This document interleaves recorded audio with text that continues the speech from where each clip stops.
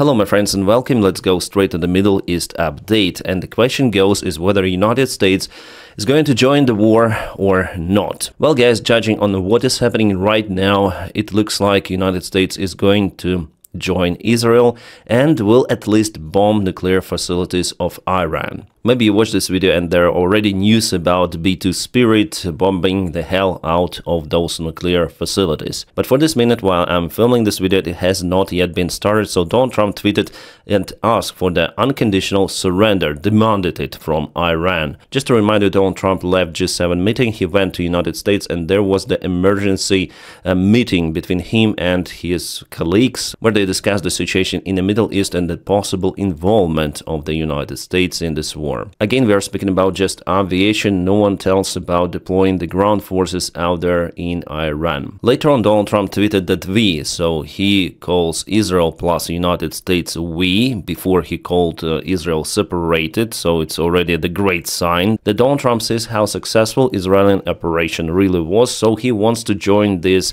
some sort of the victory. So we now have complete and total control of the skies over Iran. Iran had the good sky trackers and other defensive equipment and plenty of it, but it doesn't compare to American-made, conceived and manufactured stuff. Nobody does it better than good old USA. Here I would agree the American military manufacture is the top-notch out there in all of the world. I would say the same for the European manufacturer, for Israeli one, South Korea, they produce pretty much good weaponry, but the scale of production obviously is huge in USA. So there was the Situation Room meeting and Donald Trump now tends or leans towards the idea to start the military operation on side of Israel. And I personally think that Rubio supports that idea. Pete Heck said, well, he doesn't have his own opinion. I think that J.D. Vance is against it, as well as Tulsi Gabbard. Well, Tulsi even says that there is no nuclear threat coming from Iran.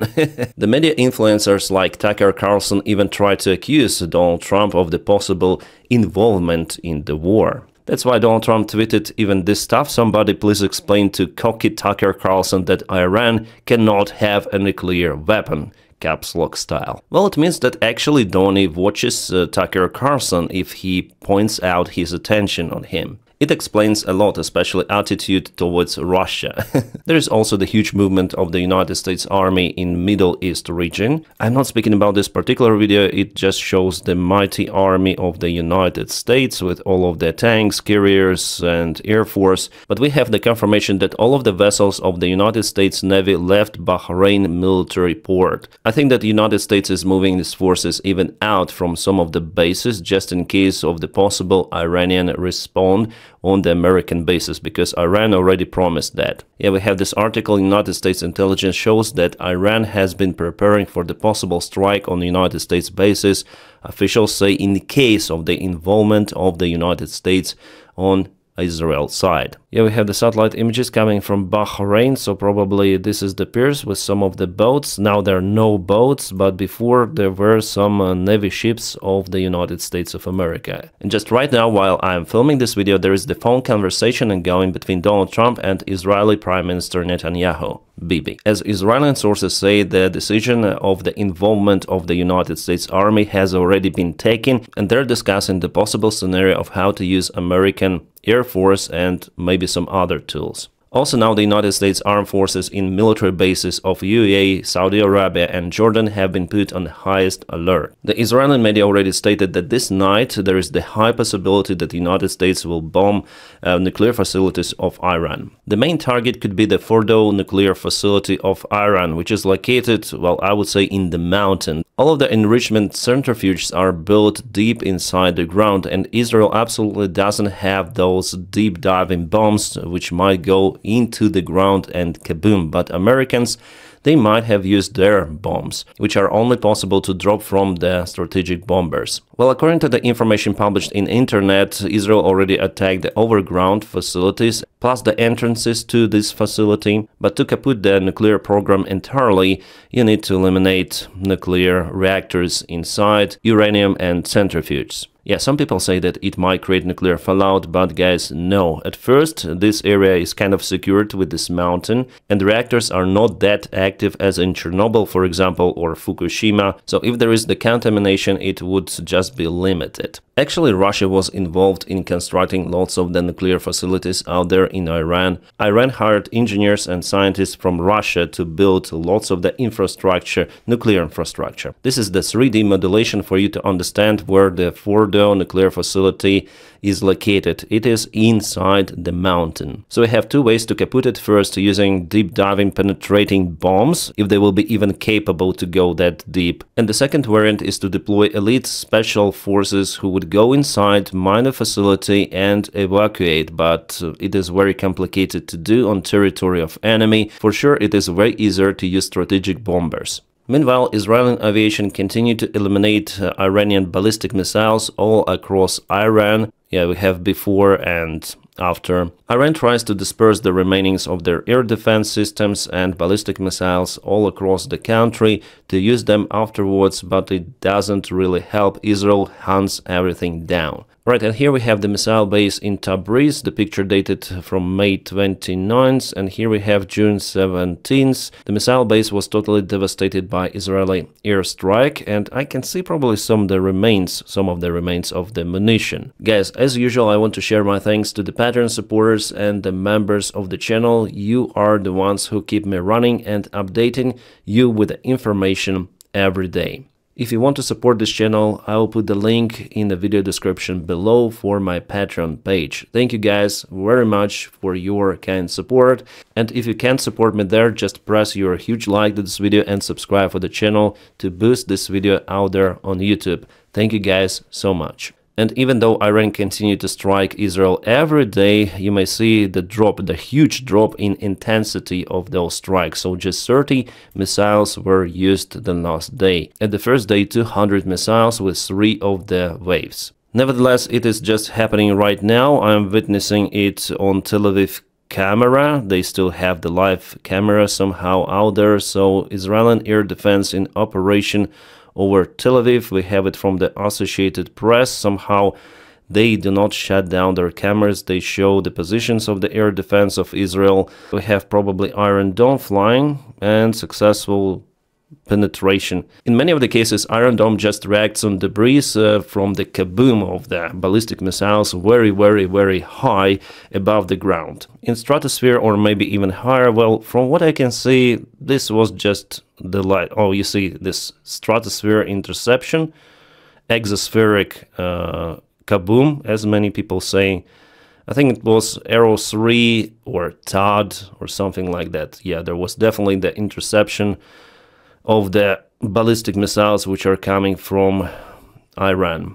If I scroll down to the current moment, everything is over, all of the missiles have been intercepted. Yeah, today Trump also threatened the supreme leader Khamenei. He said that it's the soft target for, I guess, Israel and united forces with the United States of America, because Donald Trump already mentions we in the statements, not Israel, but we. Yeah, we have more evidence filmed on the blurry camera from the phone that more missiles Iran launched on Jerusalem. So far, I'm checking the information about the ground kabooms. But it is already understandable that Iran failed in this military confrontation, mainly because they lost the vast part of their military command and even newly appointed the commander of the chief of staff. It's like the Russian Gerasimov. The previous one, Salami, was eliminated, so this is the new guy who was also kaputted today. Israel has zeroed the newly appointed chief of staff of the Iranian Armed Forces, General Ali Shadmani. And yeah, he was not replacing Salami, but Mohammad Baheri, who was the commander of the Armed Forces of Iran.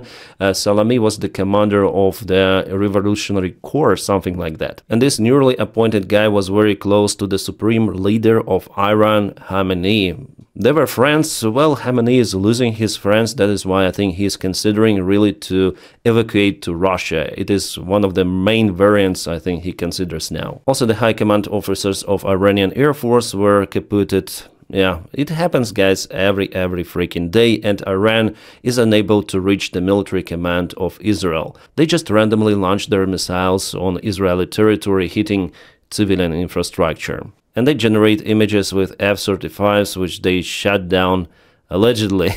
Well, I think this generated image could be a reality for Khamenei and in general for Ayatollah. There is the high probability for Iranian regime to collapse because it is not profitable not just for people but also for the part of Iranian elite. Yes, Iranian situation is kind of unique because there is no vivid opposition compared to revolution in Ukraine or the forces which were very active also in military in Syria. So the only probability for Ayatollah to collapse is the internal confrontation within Ayatollah. I think that usual Ayatollah officials, they understand their vulnerable position, the threat to themselves, but they may easily change everything, just dismiss Ayatollah and you'll be like the new leaders of the country without any sanctions and the great perspective in the future, not just for the country itself, not just for Iran, but for them personally. I'm speaking not about the close circle of Khamenei, but about many of the officials around. They don't care about Israel really, they want to make business, and actually Iran is one of the richest countries out there if we speak about natural resources, but it lives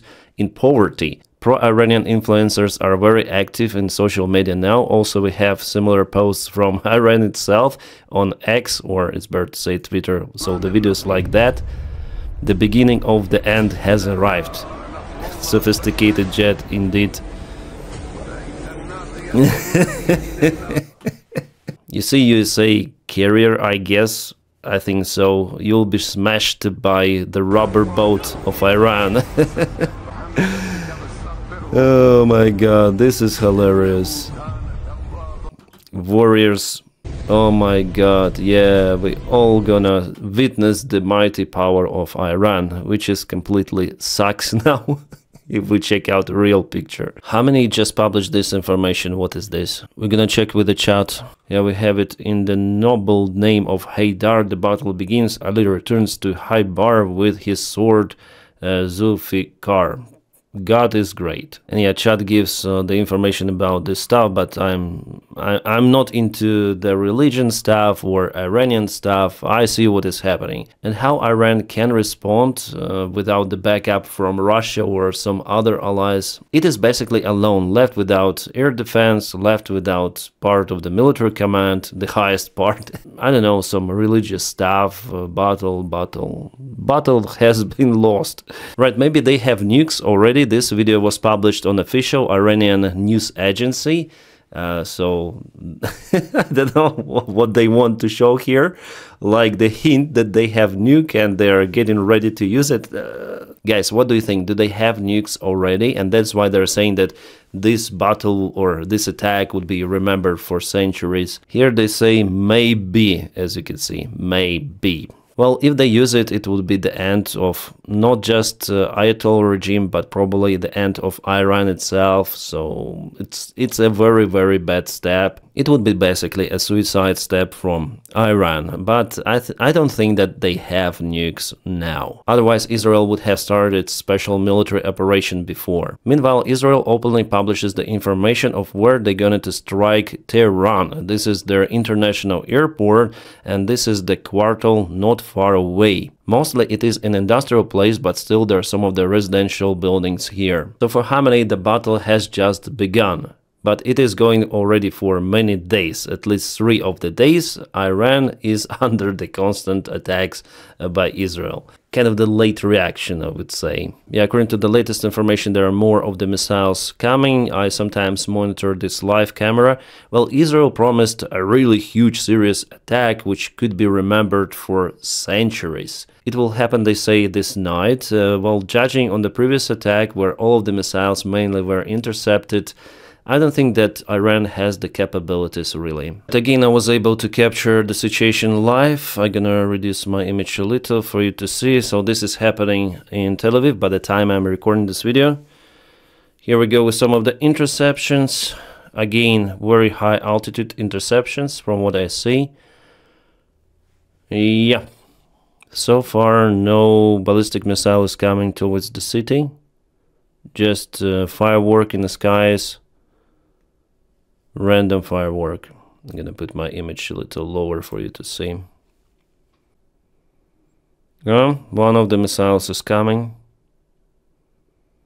Is it coming towards the city? No, it's just abruptly. Here we go with the air defense going to intercept more missiles, or maybe some of the debris which are falling down. So the same as before. Will we remember this attack for centuries? I don't think so. Or more clouds are coming. I guess that's it. As well as the previous case, just random kabooms in the skies. Nothing extraordinary. And yeah, the city of Tel Aviv.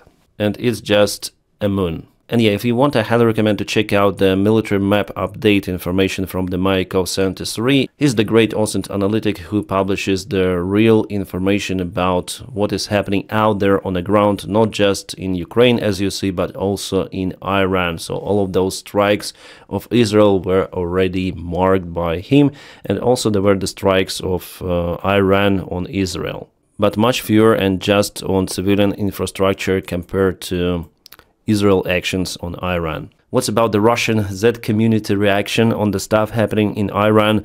Well, they're quite depressed and they say that Israel is really winning. They say that Russia is up to lose one more ally in Middle East after Syrian regime collapse. They also tell that Israel shows the example of how the special military operation really should be conducted. Despite the huge distance between two of the countries, Iranian defense was annihilated, especially the air defense, and now it's just a matter of time then Israel cancels all of the ballistic missiles of Iran. Iranian military command was zeroed to their scientists, their TV stations. All of those actions were done according to the playbook. Russians are just in shock because, you know, Ukraine is bordering Russia, so there is no distance factor for Russia. But still, Ukrainian air defense is out there. No one from the Ukrainian high military command or middle military command was zeroed by Russia. At the same time, Russia lost many of their generals. Russia lost the great part of their strategic bombers. Russia lost their flagship Moskva. The Russian Navy itself was harmed and just blocked in ports. The war continues for many years without any sign for it to be over. And Russia has way more resources compared to Israel, and Ukraine is not that developed in military, or wasn't that developed in 2022 compared to Iran. That's why the Russian Z community, they're just in shock that Russia is unable to reach its military goals out there in Ukraine. And they continue to call for the prompt action, but instead, Russia just bombs civilian infrastructure of Ukraine. We are speaking about the Shahid drone attack on Kiev yesterday, and Russia definitely hit civilian buildings. A Kiev mayor Vitaly Klitschko shows the cluster cases for the cluster munition warhead, which Russia uses in their Iskander missiles. The ballistic missile was launched on Nivki district of the capital city of Ukraine. Here you can see the result. It may penetrate even the brick wall. Yeah, those were the civilian quarters, exactly what Iran does in Israel. Luckily, one of the biggest shells hit near the building, even though building sustained huge damages, but the main strike happened in the yard. There was the playground. We have the playgrounds in front of those kind of the buildings. Donald Trump was asked about the Russian attack on the capital city of Ukraine, and he says that he doesn't know anything by the time of the question. He said that he would look for it. Sorry guys, the sound is terrible. That's why I'm telling you what he said, because there were jet engines working on Air Force One and the microphone was far away, so the sound is terrible. Well, my theory that Donald Trump really wanted to use Putin as the tool to negotiate with Iran, but if negotiations are not possible, maybe Donald Trump would be more harsh to Putin because he doesn't need him in this case any longer for that nuclear deal, which I think was more important for Donald Trump compared to the war in Ukraine. Yeah, just to remind you, he wanted to use Putin as the mediator in those negotiations, and there was even the idea to allocate nuclear facilities and all of the equipment connected to nuclear program of Iran to Russia. But it didn't work, as you see, and we have the escalation in the Middle East. I think that after all, United States could be involved in this war directly with military force, at least Air Force, aviation. Will it happen today or tomorrow? We're gonna see, but I think I give like maybe 90% for this variant. By the way, the United States State Department confirmed the loss of one of the American citizens, civilians, during the strike of the Russian army on Ukrainian capital city. Totally 15 civilians lost their lives and more than 100 were delivered to hospitals. Alright, now let's go very quickly with the situation update on the front lines. A military map we have from the Deep State military maps. Actually, Russia increased the gray area here. So it was yesterday, it is today. And also they moved with the red one, but mainly they were stopped in Sumy region. So they increased their territorial gains in the local forest, but here in the main direction, in front of those many villages, Russians were stopped. Where else they moved? They moved towards Myrna, very small village, not far away from Malinivka. And this is the eastern part of Ukraine. Here's the big bridgehead, which Russia created a couple of months ago. So we have yesterday and we have today. Russia moved here just a little and they expanded their territorial gains from this side as well. Well, those are the only changes for the last 24 hours. As you can see, judging on reports, enemy still has the advantage over Ukrainian armed forces. They have more resources, more infantry, and they use summertime, actually the best time for the military campaign, for attacks. Some more news about Ukraine. Zelensky visits G6 summit, making it G7 again, because Donald Trump before left it. Yeah, unfortunately, because of the situation in the Middle East, there will be no conversation between Zelensky and Trump, which was planned before. I'm saying unfortunately because even though Donald Trump is an idiot, but after all he is the president of the United States of America, and the United States influenced the Ukrainian war a lot, first of all with its military support. And for Ukraine it's important to keep that support, otherwise more Ukrainian soldiers could die if they will not have enough military equipment. So it's important to keep that running. Zelensky does everything he can to influence Donald Trump to support Ukraine. But we have good news coming from Canada. Canadian Prime Minister announced the boost of the Ukrainian military support by $2 billion.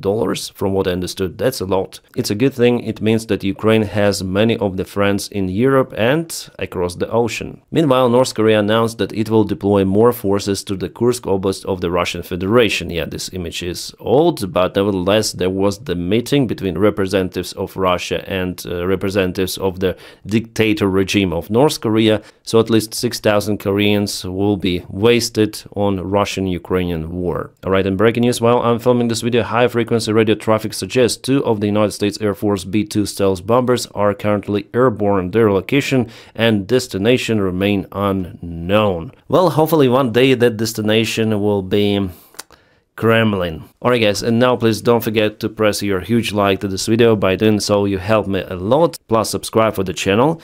And I wish all a peaceful sky. It's very important wherever you are, and have a great time.